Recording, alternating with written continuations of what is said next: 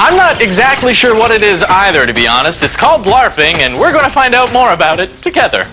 Stop right there! One more step and your friend dies. I can take the shot. No! Kill them! Kill them!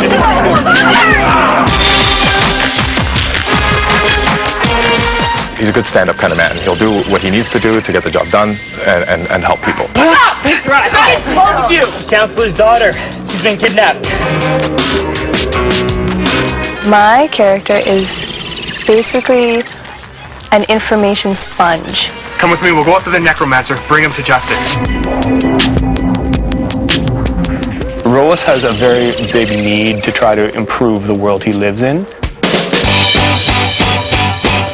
Paris, Jasmine, and Robert are avid LARPers, that is, live-action role-players with a group called Underworld in southern Ontario. The Underworld LARP is a fantasy medieval role-playing game that allows the participants to spend their weekends in a whole other world. Everyone LARPs. I've been doing this for almost 15 years now. I've seen everyone, every aspect of society has come and played. If you were thinking of bringing Graham on a roleplay, you may want to steer clear of the Underworld, as their storylines tend to be darker and more sinister than other LARP groups. We like to push buttons, and we find that we can't do that with a fantasy setting. We'd like to inject a lot of horror into that because it's so much easier to get those emotions projected out of the characters because of it. I look forward to getting scared out of me. Oh God, look at their eyes! It really gets the adrenaline pumping. It's a really good release. It's a way to get away from everything. I don't have to worry about my bills. I get to run around in the woods with my buddies and swing foam weapons, you know, like fake weapons at each other. I mean, what else could you want? I'm exploring character growth. I'm getting to act. Valgar, take my daughter and keep her safe. Though there is a diverse range and complexity to organized LARPs, most, like Underworld, follow the same basic premise. Players create a character bound to set rules, and then organizers write a basic storyline for these characters to follow.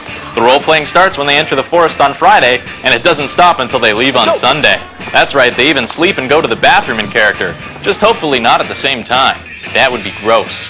It's really player-driven. The more costuming that we have, the more they'll be able to stay in character. And the more they can stay in character, the more real it'll be. I feel, you know, how my character would feel sometimes. Like I can get scared here. I've been scared in the woods, you know, worried that, you know, some monsters are going to come get me. You are your character. You eat in character, everything. And that is probably the most challenging thing. I find it really challenging not to be able to touch my face. And you want to make everything look realistic. And when you have smeared makeup, you don't look as realistic.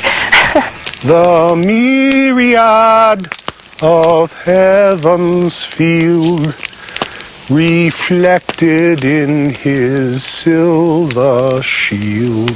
When it comes to like fans of movies and books, you can appreciate it, but you can't help create it. And that is what appeals to so many people and makes it so addictive, is that they actually have a say in what their own character's destiny is. Meeting a lot of cool people and getting out of the city and just having some fun. That's the main thing. It's a little healthier than playing video games all weekend. And it's fun. It's so much fun. You've probably never tried something like this. You know, it's going to be a new experience for you. So you have to get over the fact that, you know, you're going to be running around the woods, possibly dressed up like an elf. If you can get over that fact, you'll have the best time of your life. Here they come again! I don't know about an elf or an orc, but I'll try live-action role-playing as a TV show host. Our own Natasha Eloy sat down with John Barrowman, who plays Captain Jack Harkness on the hit BBC sci-fi series Torchwood.